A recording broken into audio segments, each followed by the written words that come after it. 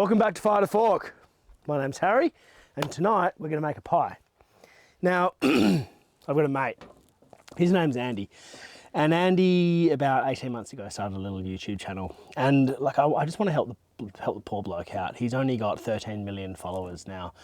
You know, despite only doing it for 1/3 of the time that I've been doing it. So I bought his cookbook because, you know, he needs it. And I decided to steal his recipe, and I'm going to make a good kiwi pie. Now, I've been to New Zealand a couple of times and I loved it. One thing New Zealanders do far better than the Australians and the English, and this is coming from an Australian, is pies. They just do. They do pies better than us. And that's no shade on us, no shade on anyone else, it's just a fact. So, let's make a kiwi pie, but with a difference. I'm not going to fully steal his recipe. We're going to be doing it in something much more camping appropriate and with a few little twists. So, let's get going. Just a reminder, somewhere in this episode there is a code word. Use that code word down below to win a copy of my cookbook. First thing you're going to need is a camp oven. So, I lent this to a mate and it did not come back looking very good. So I'm going to go and put this on the fire and heat it up.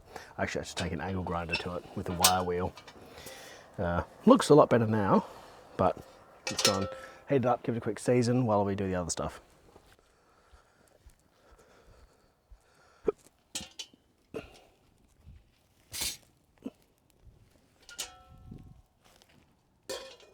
All right, so while that gets seasoned, we are going to start off with our steak. So I've picked a chuck steak, and today we're going to make just a steak and cheese pie. Simple, classic, and we'll see what the people think. I love these pies. So, big chuck steak. We want lots of steak. I cannot stand it when it's all gravy and filler and crap and not enough bloody steak. Now, the reason I'm showing you this is not because it's a really good way to cook for one night. It's actually because it's a great way to cook for several nights. So the idea is that you make this pie filler and then you throw it in your, you know, in your puff pastry or your whatever you've got for the next few days or few weeks or few whatever. Chuck it in your freezer. Make this at home. You can absolutely make this at home really easily, probably easier than I can make it in the bush. And yeah, it's fantastic. So I'm using chuck because it's a bit cheaper, but it's still got a bit of marble in it. It's got a bit of sinew and stuff, and that's fine because we're going to slow cook this. And you want big chunks. I like a big chunky beef pie. So we're probably looking at 2 centimetre by 2 centimetre pieces, or 1 inch by 1 inch. Now, a bit of salt. No pepper yet. And then some plain flour. Coat these all evenly. Oop, crap. It's clean dirt. Dads out there, comment below. Do you make dad noises? I do. I lean down and go, despite the fact I'm only 30 something or other. I make dad noises all the time. Now, because our pie casing, which is a jumbo Jaffle iron from Campfire, is what I was trying to say. I just bought that today, actually. I've always used the normal size ones, and I've decided I'm going to give this jumbo single a go because I want to see if it works well for this sort of stuff and just bring it on trips where I want to make pies, basically. I wouldn't use it as a replacement for a normal Jaffle iron because I think they're a perfect size, but I think it could be that was 25 bucks, and I think that's quite a good thing. You can also get, I think there's a brand called Roman or something, and they do an actual pie iron. Just can't bloody find the things in Perth. So, yeah. Anyway, that's my story about Jaffle irons. All right, let's go and have a look at this thing. All right, so we'll go and get this on the heat. There's going to be a ton of heat in there right now.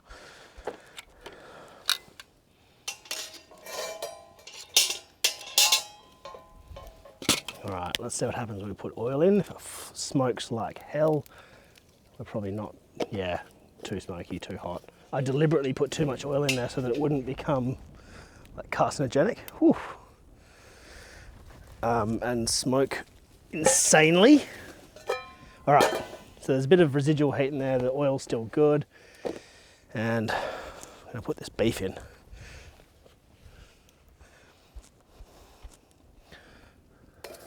Yeah.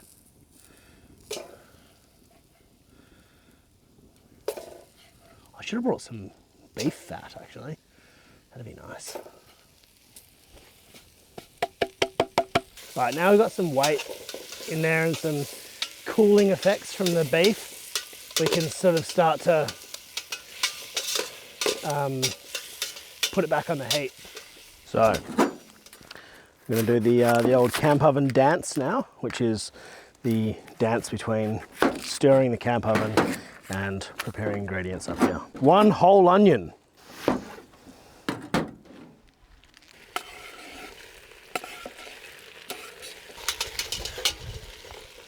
Needs a bit of extra oil just to give it a bit of contact with the heat.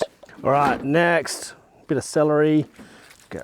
We don't want too much because, yeah, apparently, I mean, I haven't cooked many pies in my life, but Andy reckons you don't want to go too heavy on the veggies. And that is definitely in keeping with pie culture. And a carrot. You can peel it if you want, but it's all going to get melted down in the sauce anyway, so wouldn't be too concerned. Oh, also that piece of chuck was about probably 600 or 700, I'd say 700 grams. Now these are all browned and sautéed and soft. That is definitely ready for the other ingredients.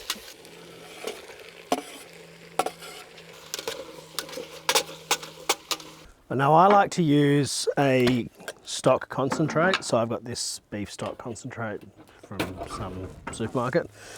And you grab basically a big heap of that, chuck it in there. I like a little bit extra. Bit of water in there. And I'll go and dump that in. Now for this we need about probably 500 ml of liquid. So I'm going to go about 375, and I'm going to just, this is not in the recipe, it's just something I wanted to try. Not this, this is Worcestershire sauce, so you want probably a tablespoon of that. Yeah, about that. Worcestershire, it's going to be my code word. Worcester, W-O-O-S-T-E-R, Worcestershire. Not Worcestershire. Any of that stuff, Worcestershire. Give that a quick stir, and then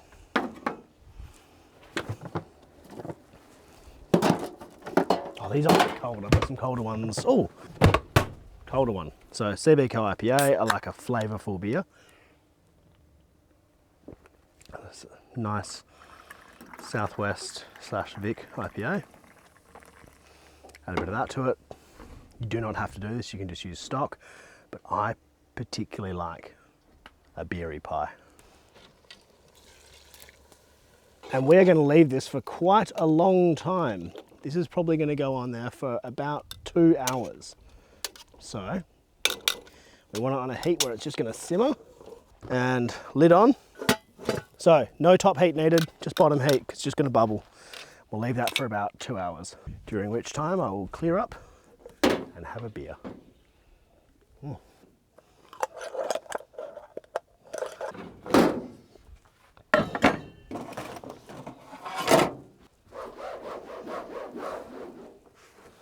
All right, I've just done the maths on this and I've actually screwed up a little bit. I only started cooking this at 7 p.m, or 7:30, which means it's going to take till 9:30 to cook. Then it's going to have to cool down. Then we're going to have to cook the pie aspect of it. So this is definitely something to do the day before, the morning of, whatever. Do it at home, it's even better. But long story short, I'll catch up with you in the morning to have this little sucker. All right, it is the next morning, so let's go on with making a pie, I think. To do that, we need a Jaffle iron. Just been preheating this one on the fire for a bit. Now, I've gone for the jumbo size, as I said before. is a bit bigger than a normal Jaffle iron. Now I've done that because I want it to be more like the size of a normal pie. If you have a normal Jaffle iron, I recommend probably doing 2 of them. It's just that, yeah, I like more fillings and less outer, so larger is better.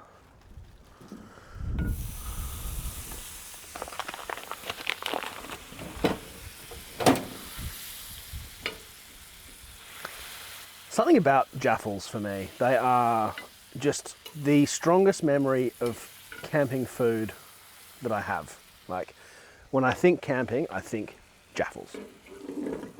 And I just don't do them enough anymore. Okay, so you kind of twirl around the butter, get it all coated. It will spill everywhere, that's what I'm doing over the sink. You want heaps of butter in there. And then when you open it, make sure that it's got a wider lip and a smaller lip here. Make sure that the wider lip is down so that it catches more of the bits. So that's nicely coated.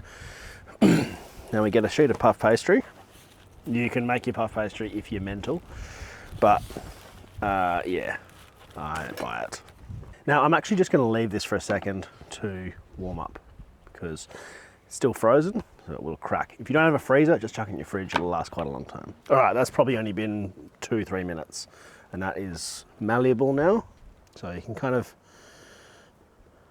make a print, then cut it out. The cool thing about a normal size Jaffle iron is that one of these sheets of puff pastry fits perfectly over a double and then folds in half, so you don't even have to cut it, it just works. Now you can get fancy and use some egg wash and stuff to seal it together, but I'm not fancy. Squish this together. All right, now let's get some filling.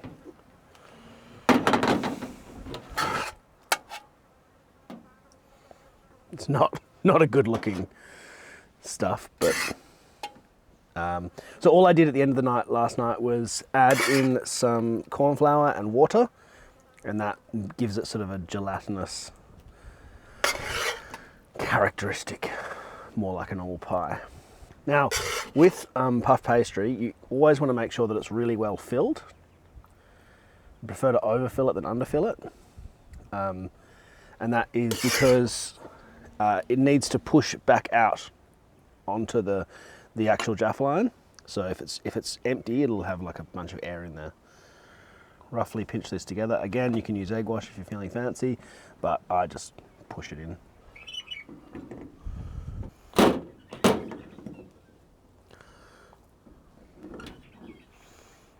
Oh.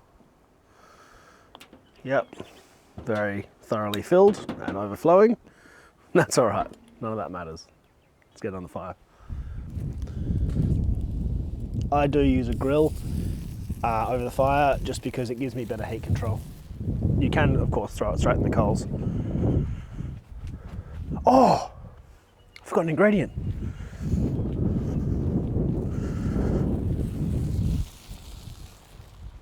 Oh, that was nearly a massive screw up.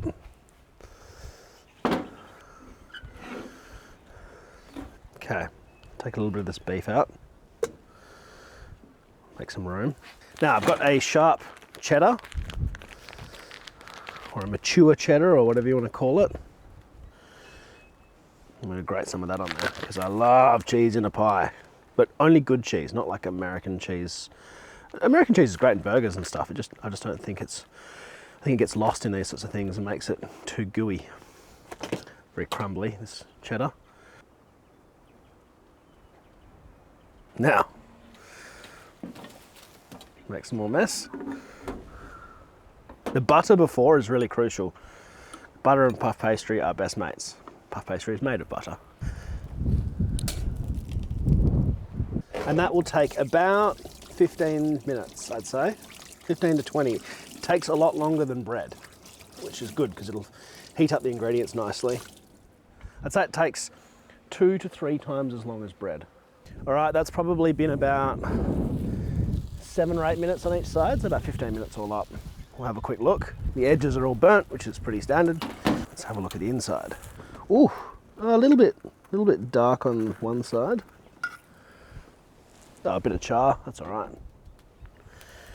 See, just a bit of outer char. That's a hot fire because it's windy.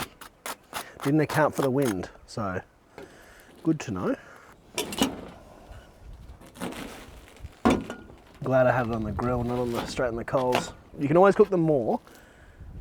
You can't cook them less. So lower heat is usually a friend. Do as I say, not as I do. All right, that side's not cooked enough.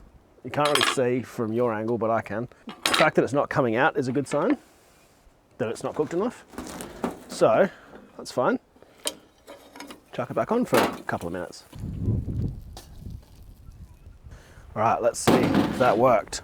Yeah, looking good. Definitely stuck, but this is gonna be such a messy looking thing, and I don't care. Oof, the whole bottom's falling out. Actually, I gotta say, I might be eating my words about the larger Jaffle line. I think a smaller one works better. We are good. Yeah, I think smaller Jaffles for puff pastry work better. So for one person, I reckon 2. Oh crap! That is going everywhere. Okay, flip it. Oh, what a mess! What a delicious, delicious mess. All right, I'm going to do a gratuitous B-roll because I can, not because it looks good.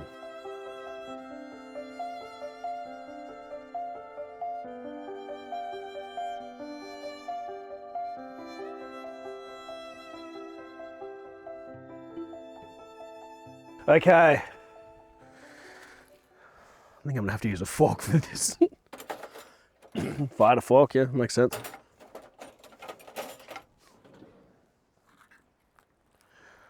Okay, what a mess.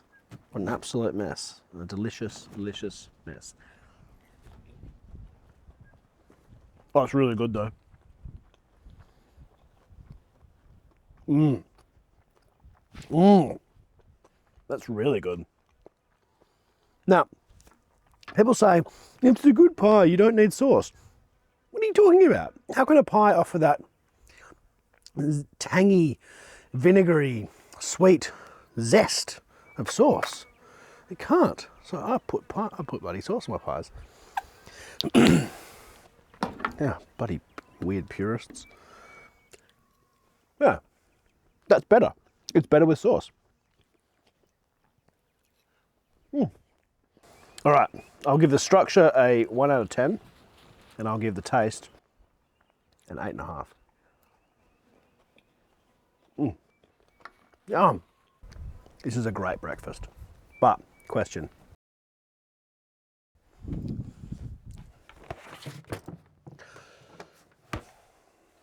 think we both know the answer to this.